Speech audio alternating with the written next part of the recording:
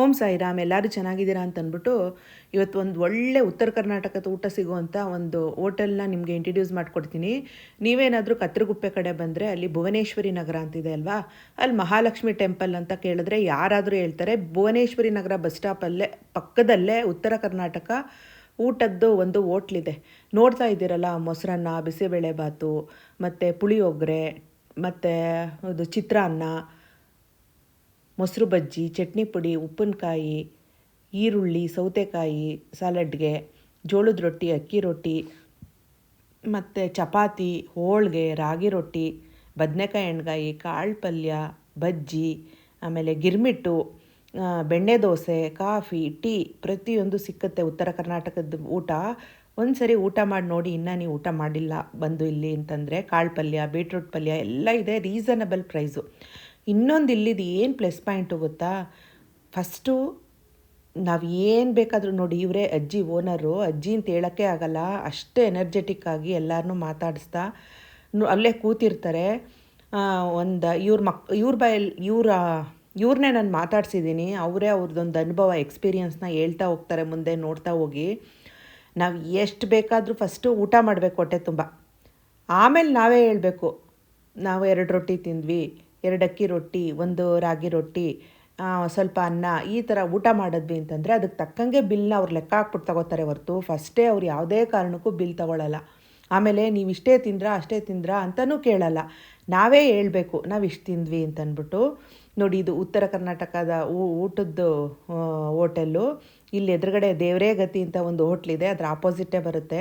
ಇವಾಗೆಲ್ಲ ರೋಡ್ ತುಂಬ ಚೆನ್ನಾಗಿ ಮಾಡಿದ್ದಾರೆ. ಕೂತ್ಕೊಂಡಾರು ಊಟ ಮಾಡ್ಬೋದು, ನಿಂತ್ಕೊಂಡು ಊಟ ಮಾಡ್ಬೋದು, ವಿಶಾಲವಾಗಿದೆ. ಭುವನೇಶ್ವರಿ ನಗರ ಮಹಾಲಕ್ಷ್ಮಿ ಟೆಂಪಲ್ ಹತ್ರನೇ ಆಪೋಸಿಟೇ ಬರುತ್ತೆ.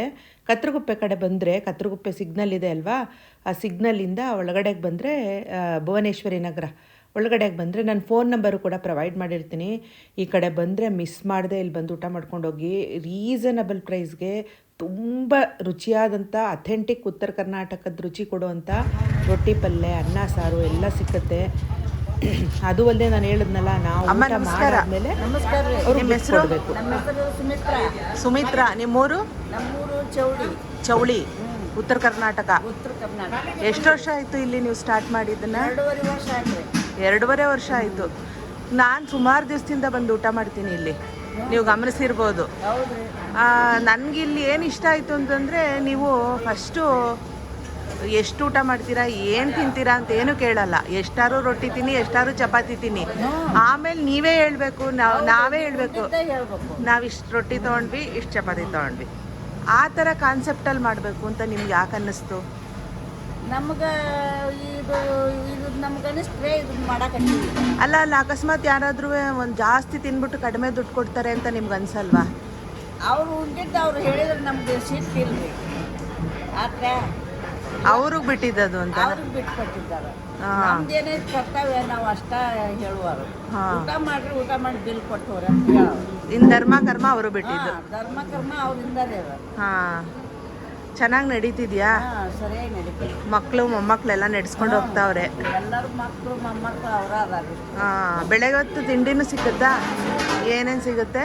ಇಡ್ಲಿ, ದೋಸೆ, ಜೋರಾಗಿ ಮತ್ತು ಇದು ವಡೆ, ಹಾಂ, ಉದ್ದಿನ ವಡೆ ಸಿಗುತ್ತೆ. ಆಮೇಲೆ ಮಧ್ಯಾಹ್ನದ ಹೊತ್ತು ರೊಟ್ಟಿ ಊಟ, ರೊಟ್ಟಿ, ಚಪಾತಿ, ರಾಗಿ ರೊಟ್ಟಿ, ಮೆಂತ್ಯ ಚಪಾತಿ, ಹಾಂ, ಮತ್ತು ಒಳ್ಳೆ ಇದು ಅಕ್ಕಿ ರೊಟ್ಟಿ, ಎಣ್ಗಾಯಿ ಪಲ್ಯ, ಕಾಳು ಪಲ್ಯ, ಪುಂಡಿ ಪಲ್ಯನೂ ಸಿಕ್ಕತ್ತಾ? ಪುಂಡಿ ಪಲ್ಯ ಇಲ್ಲ.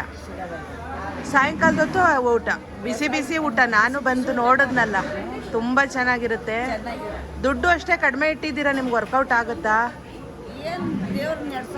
ಅಷ್ಟು ನಮಗೆ ಅನ್ನಕ್ಕೆ ಕೊಟ್ಟಿಲ್ಲ, ಸಾಕು. ಹಾಂ, ನಿಮಗೆ ಖುಷಿ ಐತೆ? ನಮ್ಗೆ ಖುಷಿ ಐತ್ರಿ. ಮಾಡಿ ಬಿಲ್ ಕೊಟ್ಟವ್ರೆ ಅನ್ನಕ್ಕೆ ನಾನು. ಅದೇ ಬಿಲ್ ಕೊಡ್ತಾರೆ ನಿಜ, ಆದರೆ ನಿಮ್ದು ಏನು ಅಂತಂದರೆ ನಾವು ಎಷ್ಟು ರೊಟ್ಟಿ ತಿಂದ್ವಿ, ನಾವೆಷ್ಟು ನಿಮಗೆ ಗೊತ್ತಲ್ಲ, ನಾವೇ ಹೇಳ್ಬೇಕು, ನೀವೇನು ಲೆಕ್ಕ ಇಡಲ್ಲ. ಅದು ನಿಮ್ಮ ಒಳ್ಳೆತನ, ಅದು ಧರ್ಮ ಕರ್ಮ ಜನಕ್ಕೆ ಬಿಟ್ಟಿದ್ದು. ಹೊಟ್ಟೆ ತುಂಬ ಊಟ ಮಾಡಿ ಹೋಗ್ಬೇಕು ಅನ್ನೋದು ಕಾನ್ಸೆಪ್ಟ್. ತುಂಬ ಒಳ್ಳೆ ಕೆಲಸ ಮಾಡ್ತಾ ಇದ್ದೀರಮ್ಮ, ಒಳ್ಳೇದಾಗಲಿ ನಿಮಗೆ.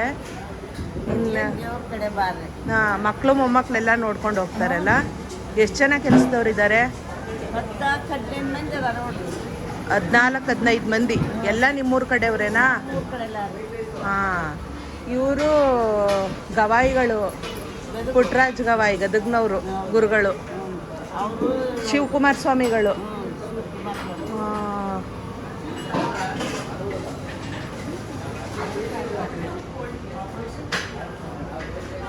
ಇನ್ನ ಏನಾದ್ರು ದೊಡ್ಡದಾಗಿ ಮಾಡ್ಬೇಕು ಮುಂದಕ್ಕೆ ಅಂತ ಏನಾದ್ರು ಐತಾ? ಇನ್ನು ದೊಡ್ಡದಾಗಿ ಮಾಡಬೇಕು ಇದೇ ಥರ ಅಂತ ಏನಾದರೂ? ಏನಿಲ್ರಿ, ಇದಾರೆ ಇಷ್ಟ ನಡೆಸ್ಕೊಂಡು ಹೊಂಟಿವಿ. ಇನ್ನು ಬೇರೆ ಕಡೆ ಎಲ್ಲೂ ಇಲ್ಲ, ಇಲ್ಲೇ ಇದೊಂದೇ. ಅಲ್ಲಿ ಕತ್ರಗುಪ್ಪೆ ಕತ್ರಗುಪ್ಪೆಲಿ ಎಲ್ಲಿರೋದು? ರಿಲಯನ್ಸ್ ಬ್ಯಾಂಕ್ ಐತಲ್ರಿ, ಬ್ಯಾಂಕ್ ದಾಟಿ ಮುಂದೆ ಹುತ್ತ ಹೋಟೆಲ್ ಐತಲ್ಲ. ಹಾಂ, ಹುತ್ತ ಹೋಟೆಲ್. ಯಾವ ಹೋಟ್ಲು? ಹುತ್ತ ಹೋಟೆಲ್ ಗೊತ್ತಿಲ್ಲ. ಹನುಮಂತಿಯವ್ರ ದೇವಸ್ಥಾನ ಇಲ್ರಿ ಅಲ್ಲಿ, ಹಾಂ ಹಾಂ ಹಾಂ ಅದ್ರ ಮುಂದೆ ಹುತ್ತ ಹೋಟೆಲ್ ಐತು. ಹಾಂ, ಹೆಸ್ರೇನು ಅಲ್ಲಿ? ಅಲ್ಲಿ ಹೆಸ್ರೇನು? ಅಲ್ಲಿ ಇದಾರೆ, ಉತ್ತರ ಕರ್ನಾಟಕನೇ ಅಂತದ ಐತಿ. ಇಷ್ಟೇ ದೊಡ್ಡದಾಗಿದೆಯಾ? ಅಲ್ಲಿ ಸಾಲ ಐತಿ ಅಂಗಡಿ. ಹಾಂ, ನೀವು ಇಲ್ಲೇ ಇರೋದು ಜಾಸ್ತಿ? ನಾವು ಇಲ್ಲೇ ಇರೋದು. ಹಾಂ, ಬಂದರೆ ಎಲ್ಲ ಅಮ್ಮನ್ನು ಮಾತಾಡ್ಸ್ಕೊಂಡು ಹೋಗ್ಬೋದು. ಹಾಂ, ಖುಷಿ ಆಗುತ್ತೆ ನಿಮಗೆ. ಆಯ್ತಮ್ಮ, ಎಲ್ಲ ಒಂದು ರೌಂಡ್ ನೋಡ್ಕೊಂಡು ಊಟ ಮಾಡ್ಕೊಂಡು ಹೋಗ್ತೀನಿ. ನಮ್ಗೆ ಥ್ಯಾಂಕ್ ಯು ಸೋ ಮಚ್. ನಮಸ್ಕಾರ. ಕೇಳಿದ್ರಲ್ಲ ಅವ್ರ ಮಾತುಗಳಲ್ಲೇ, ಈ ಅಜ್ಜಿನೇ ಒಂದು ಶಕ್ತಿ. ಅಜ್ಜಿ ಅಂತ ಹೇಳೋಕ್ಕಾಗಲ್ಲ, ತುಂಬ ಗಟ್ಟಿಮುಟ್ಟಿಯಾಗಿ ತುಂಬ ಚೆನ್ನಾಗಿದ್ದಾರೆ. ದೇವ್ರು ಹಂಗೆ ಆಯಸ್ಸು ಆರೋಗ್ಯ ಎಲ್ಲ ಕೊಟ್ಟು ಕಾಪಾಡಲಿ ಅವ್ರನ್ನ. ಯಾಕೆ ಅಂತಂದರೆ ಇದು ಒಂದು ಪುಣ್ಯದ ಕೆಲಸನೇ ನನ್ನ ಪ್ರಕಾರ. ನೋಡಿ, ಈಗ ಯಾರೋ ಹೋಗಿ ಕೈಲಾಗದೇ ಇದ್ದವರು ಯಾರೋ ಹೋಗಿ ಹೊಟ್ಟೆ ತುಂಬ ಊಟ ಮಾಡಿಬಿಟ್ಟು ಅವ್ರ ಹತ್ರ ದುಡ್ಡಿಲ್ಲ ಅಂದರೆ ನಮ್ಮ ಹತ್ರ ಇಷ್ಟೇ ದುಡ್ಡಿರೋದು ಅಂದರೂ ಕೂಡ ಈಸ್ಕೋತಾರೆ ಅವರು, ಅಂದರೆ ಕೈಲಾಗದೇ ಇದ್ದವರು. ಯಾರು ಇಂಥವ್ರ ಹತ್ರ ಈ ಥರ ಒಂದು ಊಟ ನೀಡೋ ಜನದ ಮಧ್ಯೆ ಹೋಗ್ಬಿಟ್ಟು ಯಾರೂ ಸುಳ್ಳು ಹೇಳೋಕ್ಕೆ ಸಾಧ್ಯನೇ ಇಲ್ಲ. ನಾವು ಜಾಸ್ತಿ ತಿಂದ್ಬಿಟ್ಟು ನಾವು ಇಷ್ಟೇ ತಿಂದಿದ್ದು ಅಂತ ಹೇಳೋಕ್ಕೆ ಸಾಧ್ಯನೇ ಇಲ್ಲ. ನೋಡಿ, ಮಧ್ಯಾಹ್ನ ನಾನು ಹೋದಾಗ 2 ಗಂಟೆ ಅಷ್ಟೊತ್ತು ಆಲ್ರೆಡಿ ಎಲ್ಲ ಖಾಲಿ ಆಗ್ತಾ ಬಂದ್ಬಿಟ್ಟಿತ್ತು ಊಟ. ಅಂದರೆ ಅಷ್ಟು ಬಂದು ಕ್ರೌಡು, ಸರೌಂಡಿಂಗ್ಸ್ನವರು ಹೊಸ್ದಾಗಿ ಯಾರಾದರೂ ಇದು ಬಂದಿದ್ದರೆ ಈ ಥರ ಹೇಳಿರ್ತಾರಲ್ವ ಯಾರಾದ್ರು, ನಾವು ಅಲ್ಲೋಗಿ ಊಟ ಮಾಡಿದ್ವಿ ಚೆನ್ನಾಗಿರುತ್ತೆ ಅಂತ. ಹಂಗೆ ಸುಮಾರು ಜನ ಹೊಸಬ್ರು ಕೂಡ ನಾವು ಫಸ್ಟ್ ಟೈಮ್ ವಿಸಿಟ್ ಮಾಡ್ತಾಯಿದ್ದೀವಿ ಅಂತ ಕೆಲವೊಬ್ರು ಹೇಳಿದ್ರು. ಎಲ್ಲರ ಒಪಿನಿಯನ್ನು ಊಟ ತುಂಬ ಚೆನ್ನಾಗಿದೆ ಅಂತ ಹೇಳಿದ್ರು. ತುಂಬ ಕ್ರೌಡ್ ಇತ್ತು, ಜನಸಂಖ್ಯೆ. ಮಾತೆಲ್ಲ ಸರಿಯಾಗಿ ಕೇಳಿಸಲ್ಲ, ಅದಕ್ಕೋಸ್ಕರ ನಾನು ಜಾಸ್ತಿ ಯಾರನ್ನೂ ಕೇಳಕ್ಕೆ ಹೋಗಲಿಲ್ಲ. ನಾನು ರೆಕಾರ್ಡ್ ಮಾಡ್ಕೊಳಕ್ಕೆ ಹೋಗಲಿಲ್ಲ. ಮಾಮೂಲಿ ನಾನು ಮಾತಾಡಿಸಿದಾಗ ಎಲ್ಲರ ಒಪಿನಿಯನ್ನು ಅಷ್ಟೇ, ಊಟ ತುಂಬ ರುಚಿಯಾಗಿದೆ ಅಂತ ಹೇಳಿದ್ರು. ಊಟ ಮಾಡಿ ಅವ್ರಿಗೆ ಬೇಕು ಅಂದಾಗ ಎದ್ದೋಗಿ ಹಾಕಿಸ್ಕೊಂಡು ಬರ್ತಾಯಿದ್ರು. ನಾನು ಫೋನ್ ನಂಬರ್ ಕೂಡ ಪ್ರೊವೈಡ್ ಮಾಡ್ತೀನಿ ಇನ್ಬಾಕ್ಸಲ್ಲಿ. ಹಾಗೇ ನಾನು ಹೇಳಿದ್ನಲ್ಲ, ಇನ್ನೊಂದು ಸರಿ ಹೇಳ್ತೀನಿ ನೋಡಿ. ಕತ್ತರಗುಪ್ಪೆ ಸಿಗ್ನಲ್ಲು ಇದು ರಿಲಯನ್ಸ್ ಎಲ್ಲ ಬರುತ್ತೆ ರಿಂಗ್ ರೋಡಲ್ಲಿ, ಅದರ ಆಪೋಸಿಟ್ ರೋಡಲ್ಲೇ, ರಿಂಗ್ ರೋಡ್ ಆಪೋಸಿಟ್ ರೋಡಲ್ಲೇ ಭುವನೇಶ್ವರಿ ಟುವರ್ಡ್ಸ್ ಭುವನೇಶ್ವರಿ ನಗರಕ್ಕೆ ಹೋಗೋ ರೋಡಕ್ಕೆ ಬಂದರೆ ಮಹಾಲಕ್ಷ್ಮಿ ಟೆಂಪಲ್ ಎಲ್ಲಿದೆ ಅಂತಂದರೆ ಯಾರಾದರೂ ಹೇಳ್ತಾರೆ, ಅಲ್ಲೇ ಬರುತ್ತೆ. ಇದು ನೋಡಿ, ಅಕ್ಕಿ ರೊಟ್ಟಿ ಸಬ್ಸಿಗೆ ಸೊಪ್ಪು ಹಾಕಿ ಏರಳವಾಗಿ ಮಸಾಲ ಅಕ್ಕಿ ರೊಟ್ಟಿ, ಅದ್ರ ಜೊತೆಗೆ ಬೀಟ್ರೂಟ್. ನಾವು ಯಾವ ಪಲ್ಯ ಕೇಳ್ತೀವಿ ಅದು ಎಷ್ಟು ಕೇಳ್ತೀವಿ ಅಷ್ಟು, ಆದರೆ ಒಂದು ಪ್ಲೇಟ್ ಲೆಕ್ಕ ಇವ್ರು ತಗೊಳ್ಳೋದು. ನಾವು ಪಲ್ಯ ಎಷ್ಟು ಬೇಕಾದ್ರೂ ಹಾಕಿಸ್ಕೊಂಡು ತಿನ್ಬೋದು. 45 ರೂಪಾಯಿ ಅಷ್ಟೇ ರೀ. ಹೊಟ್ಟೆ ತುಂಬೋಗುತ್ತೆ. ಕಾಳು ಪಲ್ಯ, ಬದನೆಕಾಯಿ ಪಲ್ಯ, ಮತ್ತು ಈ ಥರ ಬೀಟ್ರೂಟ್ ಪಲ್ಯ, ಏನು ಚಟ್ನಿ ಪುಡಿ, ಉಪ್ಪಿನಕಾಯಿ, ಪಕ್ಕದಲ್ಲಿ ಸಾಲಡ್ ಇಟ್ಟಿರ್ತಾರೆ, ಸೌತೆಕಾಯಿ, ಆನಿಯನ್ನು ಎಲ್ಲ ಇಟ್ಟಿರ್ತಾರೆ, ಹಾಕೊಂಡು ತಿನ್ಬೋದು. ನಿಜವಾಗ್ಲೂ ತುಂಬ ಟೇಸ್ಟಿಯಾಗಿ ತುಂಬ ಚೆನ್ನಾಗಿರುತ್ತೆ. ಉತ್ಪ್ರೇಕ್ಷೆ ಏನೂ ಅಲ್ಲ. ನೀವೇನಾದರೂ ಈ ಕಡೆಗೆ ಬಂದರೆ ಒಂದ್ಸರಿ ವಿಸಿಟ್ ಮಾಡಿ ನೋಡಿ. ವಿಸಿಟ್ ಮಾಡಿರೋರು ಇದ್ದರೆ ನಿಮ್ಗೆ ಏನನ್ಸುತ್ತೆ, ನಾನು ಹೇಳ್ತಿರೋದ್ರೆಲ್ಲ ಏನಾದರೂ ಉತ್ಪ್ರೇಕ್ಷೆ ಇದೆಯಾ? ಖಂಡಿತ ಇಲ್ಲ. ನೋಡಿ, ಉತ್ತರ ಕರ್ನಾಟಕದ ಜೋಳದ ರೊಟ್ಟಿ ಊಟ. ಆಮೇಲೆ ಇವರು ಏನಾದರೂ ಫಂಕ್ಷನ್ಗಳಿಗೆ ಕೂಡ ನಮಗೆ ಉತ್ತರ ಕರ್ನಾಟಕದ ಊಟ ತಿಂಡಿ ಎಲ್ಲ ಬೇಕು ಅಂತಂದರೆ ಆರ್ಡ್ರ್ ತಗೋತಾರೆ. ಆಮೇಲೆ ದಾವಣಗೆರೆ ಸೈಡ್ದು ಬಜ್ಜಿ, ಮಂಡಕ್ಕಿ, ಗಿರ್ಮಿಟ್ಟು ಎಲ್ಲ ಬಿಸಿಯಾಗಿ ಮಾಡಿಕೊಡ್ತಾ ಇರ್ತಾರೆ. ನೋಡಿ, 2 ರೊಟ್ಟಿ ಪಲ್ಯ ಎಲ್ಲ ತಿಂದ್ಬಿಟ್ಟು ಸ್ವಲ್ಪ ಅನ್ನ ಸಾರು ಹಾಕಿಸ್ಕೊಂಡ್ರೆ ಬರೀ 60-80 ರೂಪಾಯಿ ಅಷ್ಟೇ. ಅಷ್ಟರಲ್ಲಿ ಹೊಟ್ಟೆ ತುಂಬೋಗುತ್ತೆ ರೀ. ತುಂಬ ಚೆನ್ನಾಗಿ. ರಾಗಿ ರೊಟ್ಟಿ ಬೇಕಾ, ಅಕ್ಕಿ ರೊಟ್ಟಿ ಬೇಕಾ, ಚಪಾತಿ ಬೇಕಾ, ಬೇಳೆ ಹೋಳಿಗೆ ಬೇಕಾ, ಏನು ಬೇಕು. ಆಮೇಲೆ ಉತ್ತರ ಕರ್ನಾಟಕದ ಉಂಡೆಗಳು, ಪ್ರತಿಯೊಂದು ಉತ್ತರ ಕರ್ನಾಟಕ ಸೈಡಲ್ಲಿ ಸಿಕ್ಕುವಂಥ ಚಟ್ನಿ ಪುಡಿ, ಉಪ್ಪಿನಕಾಯಿ ಎಲ್ಲ ಸಿಕ್ಕುತ್ತೆ. ತೊಗೊಂಡೋಗ್ಬೋದು ಮನೆಗೂ ಕೂಡ. ಹಂಗೆ ನಾನು ಸಂಜೆ ಒಂದು ಸರಿ ಹಂಗೆ ವಿಸಿಟ್ ಮಾಡಿದೆ. ನೋಡಿ, ಬಿಸಿ ಬಜ್ಜಿ ಹಾಕ್ತಾ ಇರ್ತಾರೆ. ಬದನೆಕಾಯಿ ಬಜ್ಜಿ, ಮೆಣಸಿನ್ಕಾಯಿ ಬಜ್ಜಿ, ಆಲೂಗಡ್ಡೆ ಬಜ್ಜಿ, ಜೊತೆಗೆ ಗಿರ್ಮಿಟ್ಟು ಅಲ್ಲೇ ಫ್ರೆಶ್ ಆಗಿ ಹೇಳಿದ್ರೆ ಮಿಕ್ಸ್ ಮಾಡಿಕೊಡ್ತಾರೆ. ತುಂಬ ಚೆನ್ನಾಗಿರುತ್ತೆ, ಚಟಪಟ ಅಂತ. ನೋಡಿ, ಅಜ್ಜಿ ಬರೀ ಗಲ್ಲಾದ ಮೇಲೆ ಕೂತ್ಕೊಳ್ಳೋದಲ್ಲ, ಕೈ ಕೂಡ ಜೋಡಿಸ್ತಾರೆ ನೋಡಿ ಕೆಲಸಕ್ಕೆ. ಅವ್ರ ಮಕ್ಕಳು ಮೊಮ್ಮಕ್ಕಳು ಎಲ್ಲ ಒಂದು 16ರಿಂದ ಒಂದು 18 ಜನ ಇದ್ದಾರಂತೆ ಇಲ್ಲಿ ಹೋಟ್ಲು ನೋಡ್ಕೊಳ್ಳೋಕ್ಕೆ. ಎಲ್ಲರೂ ಅಷ್ಟೇ ಅಮ್ಮವರು ಅಂತ ತುಂಬ ರೆಸ್ಪೆಕ್ಟ್ ಕೊಡ್ತಾರೆ. ಅಂದರೆ ಏನಾದರೂ ಒಂದು ನಾವು ಈ ಥರ ಎಲ್ಲ ಒಂದು ಒಳ್ಳೆ ರೀತಿಲಿ ನಡೆಸ್ಕೊಂಡು ಹೋಗಬೇಕು ಅಂದರೆ ಗತ್ತು ಗಾಂಭೀರ್ಯ ಘನತೆ ಎಲ್ಲ ಇರಬೇಕು. ಅದಿದ್ದರೆ ಮಾತ್ರ ನಮಗೆ ಇದನ್ನೆಲ್ಲ ನಡೆಸ್ಕೊಂಡು ಹೋಗೋಕ್ಕೆ ಸಾಧ್ಯ. ಆಮೇಲೆ ನಮ್ಮ ಕೈ ಕೆಳಗಡೆ ಅದು ಮಕ್ಕಳಾಗಲಿ ಮೊಮ್ಮಕ್ಕಳಾಗಲಿ ನಾವು ಹೇಳ್ದಂಗೆ ಕೇಳ್ಕೊಂಡು ಕೆಲಸ ಮಾಡೋಕ್ಕೂ ಸಾಧ್ಯ. ಆ ಗತ್ತು ಆ ಒಂದು ಗಾಂಭೀರ್ಯ ಎಲ್ಲ ಅಜ್ಜಿನಕ್ಕೆ ಮನಸ್ಸೇ ಬರಲ್ಲ, ಅಮ್ಮ ಅಂತಲೇ ಕರಿಬೇಕು ಅನಿಸುತ್ತೆ ನನಗೆ. ಯಾಕೆ ಅಂತಂದರೆ ನಾವು ತುಂಬ ಗಟ್ಟಿಮುಟ್ಟಾಗಿದ್ದಾರೆ, ದೇವ್ರ ಆರೋಗ್ಯ ಕೊಡಲಿ ಅವ್ರಿಗೆ. ಆವಾಗಲೇ ಹೇಳ್ದಂಗೆ ಇವರು ಇವರು ಪುಟ್ಟರಾಜ್ ಗವಾಯಿ ಅವರು, ಗದಗಿನ ಪುಟ್ಟರಾಜ್ ಗವಾಯಿ ಅವ್ರದ್ದು, ಮತ್ತು ಡಾಕ್ಟರ್ ಶಿವಕುಮಾರ್ ಸ್ವಾಮೀಜಿ ಸಿದ್ಧಗಂಗಾ ಮಠದವ್ರದ್ದು ನೋಡ್ತಾ ಇದ್ದೀರಲ್ಲ ಅವ್ರದ್ದು, ಇವ್ರದ್ದೆಲ್ಲ ಸುತ್ತಮುತ್ತ ನಮಗೆ ನೋಡೋಕ್ಕೆ ಸಿಕ್ಕುತ್ತೆ. ಸಿದ್ಧಗಂಗಾ ಮಠದವ್ರನ್ನೂ ಅಷ್ಟೇ ಅಲ್ವಾ, ಸ್ವಾಮಿಗಳನ್ನ ತ್ರಿವಿಧ ದಾಸೋಹಿ, ನಡೆದಾಡೋ ದೇವರು ಅಂತ ಎಲ್ಲ ಕರಿತಿದ್ವಿ. ಈಗಲೂ ಅಷ್ಟೇ ಹಂಗೆ ಹೆಸರುವಾಸಿಯಾಗಿರೋದು. ಅವರು ಜಾತಿ ಮತ ಧರ್ಮ ಯಾವುದೂ ಭೇದ ಭಾವ ಮಾಡದೆ ಬಡ ಮಕ್ಕಳಿಗೆ ಉಚಿತವಾಗಿ ಅನ್ನ ವಸತಿ ಶಿಕ್ಷಣ ಎಲ್ಲ ನೀಡ್ತಾಯಿದ್ರು. ಈಗಲೂ ಆ ಪರಂಪರೆ ಮುಂದುವರ್ಕೊಂಡು ಹೋಗ್ತಾ ಇದೆ. ಅದೇ ಅವರ ಒಂದು ಹಾಕ್ಕೊಟ್ಟ ಮಾರ್ಗಗಳಲ್ಲಿ ಇವರು ನಡೀತಾ ಇದ್ದಾರೆ.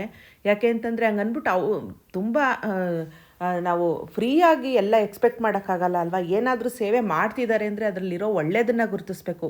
ನೋಡಿ, ಒಂದು ಪ್ಲೇಟ್ 2 ರೊಟ್ಟಿ ಎಷ್ಟು ಬೇಕಾದರೂ ಯಾವ ಥರ ಪಲ್ಯ ಬೇಕಾದ್ರೂ ಹಾಕ್ಸ್ಕೊಂಡು ತಿನ್ನಿ, ಬರೀ 45 ರೂಪಾಯಿ. ಅದಾದಮೇಲೆ ಅನ್ನ ಸಾಂಬಾರೆಲ್ಲ ಹಾಕ್ಸ್ಕೊಂಡು ತಿನ್ನಿ, ರೊಟ್ಟಿನೂ ತಿನ್ಬಿಟ್ಟು 60ರಿಂದ 80 ರೂಪಾಯಿ. ಇಷ್ಟು ಒಳ್ಳೆ ಪ್ರೈಸಲ್ಲಿ ಇಷ್ಟು ಹೈಜೀನಿಕ್ಕಾಗಿ ಇಷ್ಟು ರುಚಿಯಾಗಿರೋವಂಥ ಹೊಟ್ಟೆ ತುಂಬ ಊಟ ಕೊಡ್ತಿದ್ದಾರೆ ಅಂತಂದರೆ ಅವರೇ ಹೇಳಿದ್ರಲ್ಲ ಅವ್ರ ಮಾತುಗಳಲ್ಲಿ, ನಮಗೆ ದೇವರು ಊಟಕ್ಕೆ ಕೊರತೆ ಕೊಟ್ಟಿಲ್ಲ, ನಮ್ಗೆ ಅಷ್ಟೇ ಸಾಕು ಅಂತ. ಅವ್ರು ಊಟಕ್ಕೆ ಮಾತ್ರ ಅವತ್ತು ನಮಗೆ ಭಗವಂತ ಊಟಕ್ಕೆ ಕೊರತೆ ಮಾಡ್ತಿಲ್ವಾ, ಅಷ್ಟು ಸಾಕು, ಹಸ್ತವ್ರಿಗೆ ಊಟ ನೀಡಬೇಕು ಅನ್ನೋ ಒಂದು ಒಳ್ಳೆ ಕಾನ್ಸೆಪ್ಟಲ್ಲಿ ಮಾಡಿರೋ ಅಂಥ ಹೋಟೆಲ್ ಇದು. ಹೋಟ್ಲು ಅಂತ ಹೇಳೋಕ್ಕಾಗೋದೇ ಇಲ್ಲ. ಒಂದು ನಮ್ಮ ಸಿದ್ಧಗಂಗಾ ಸ್ವಾಮಿ, ನಾನಂತೂ ಹಂಗೆ ಅನ್ಕೋತೀನಿ, ಸಿದ್ಧಗಂಗಾ ಸ್ವಾಮಿಗಳ ಮಠದಲ್ಲಿ ಹೆಂಗೆ ಅವರು ದಾಸೋಹ ಅವೆಲ್ಲ ನಡೆಸ್ತಿದ್ರು ಅದೇ ರೀತಿ ನಡೆಸ್ತಿದ್ದಾರೆ ಅಂತ ಅನ್ನಿಸ್ತು. ದೇವರು ಒಳ್ಳೇದು ಮಾಡಲಿ. ಇಂಥವ್ರು ಇನ್ನೊಂದಷ್ಟು ಜನ ನಮ್ಮ ಸಮಾಜದಲ್ಲಿ ಇವರಿಂದ ಪ್ರೇರಿತರಾಗಿ ಇನ್ನೊಂದಷ್ಟು ಜನ ಇದೇ ಥರ ಒಂದಷ್ಟು ಮಾಡಲಿ ಈ ಥರ ಕೆಲಸಗಳನ್ನ. ನಮ್ಮ ಕೈಲಂತೂ ಸಾಧ್ಯ ಇಲ್ಲ, ನಾನು ಆನೆಸ್ಟಾಗಿ ಹೇಳ್ತೀನಿ. ನನಗೆ ಈಗಲೇ ಈ ಅಜ್ಜಿಗೆ ಈ ಅಮ್ಮ ಅವ್ರಿಗಿರೋಷ್ಟು ಒಂದು ಕಾಲು ಭಾಗದಷ್ಟು ನನಗೆ ಎನರ್ಜಿ ಇಲ್ಲ. ಅಂಥದ್ರಲ್ಲಿ ಭಗವಂತ ಇವ್ರಿಗೆ ಒಳ್ಳೆ ಮನಸ್ಸು, ಈ ಥರ ಒಳ್ಳೆ ಒಂದು ಕೆಲಸಗಳನ್ನ ಮಾಡ್ತಾ ಇರೋದ್ರಿಂದನೋ ಏನೋ ಭಗವಂತ ಅವ್ರಿಗೆ ಒಳ್ಳೆ ಶಕ್ತಿ ಆರೋಗ್ಯ ಎಲ್ಲ ಕೊಟ್ಟಿದ್ದಾರೆ. ಮುಂದಕ್ಕೂ ಹಂಗೆ ಕೊಟ್ಕೊಂಡು ಕಾಪಾಡಲಿ ಅಂತ ನಾನು ದೇವ್ರ ಹತ್ರ ಕೇಳ್ಕೊತೀನಿ. ನಾನು ಅವಾಗವಾಗ ಮನೇಲಿ ಅಡುಗೆ ಮಾಡೋಕ್ಕೆ ಬೇಜಾರಾದರೆ ಮಧ್ಯಾಹ್ನ ಆಗಿರ್ಬೋದು, ಸಾಯಂಕಾಲ ಆಗಿರ್ಬೋದು, ಆರಾಮವಾಗಿ ಹೋಗಿ ಬಿಸಿಯಾಗಿ ರೊಟ್ಟಿ ತಿನ್ಕೊಂಡು ಅಥವಾ ಅನ್ನ ಸಾಂಬಾರು ತಿನ್ಕೊಂಡು ಅಥವಾ ಗಿರ್ಬಿಟ್ಟು ಬಜ್ಜಿ ತಿನ್ಕೊಂಡು ಬರ್ತೀನಿ. ನೀವು ಏನಾದರೂ ಆವಾಗಲೇ ಹೇಳ್ದಂಗೆ ಭುವನೇಶ್ವರಿ ನಗರದ ಕಡೆಗೆ ಬಂದರೆ ಕತ್ರಗುಪ್ಪೆ ಸೈಡಲ್ಲಿ ಬರುತ್ತೆ, ಮಹಾಲಕ್ಷ್ಮಿ ಟೆಂಪಲ್ ಹತ್ರ ಎದುರುಗಡೆನೇ ಬಸ್ ಸ್ಟಾಪ್ ಇದೆ. ಈಗ ರೋಡೆಲ್ಲ ತುಂಬ ಚೆನ್ನಾಗಿ ದೊಡ್ಡದಾಗಿ ಮಾಡಿದ್ದಾರೆ. ಬೆಣ್ಣೆ ದೋಸೆನೂ ಸಿಕ್ಕುತ್ತೆ ಸಾಯಂಕಾಲದಷ್ಟು, ಬಿಸಿ ಬೆಣ್ಣೆ ದೋಸೆ, ಕಾಫಿ ಎಲ್ಲ ಸಿಕ್ಕುತ್ತೆ. ನೀವೊಂದು ಸರಿ ಬಂದು ಮಿಸ್ ಮಾಡದೆ ವಿಸಿಟ್ ಮಾಡಿ. ಹಾಗೆ ಏನಾದರೂ ನಿಮ್ಮ ಮನೆಗಳಲ್ಲಿ ಏನಾದ್ರು ಫಂಕ್ಷನ್ ಇದ್ದರೆ ನೀವು ಆರ್ಡ್ರು ಕೂಡ ಕೊಡ್ಬೋದು. ನೆಕ್ಸ್ಟ್ ವಿಡಿಯೋ ಜೊತೆ ಸಿಗ್ತೀನಿ. ನಮಸ್ಕಾರ.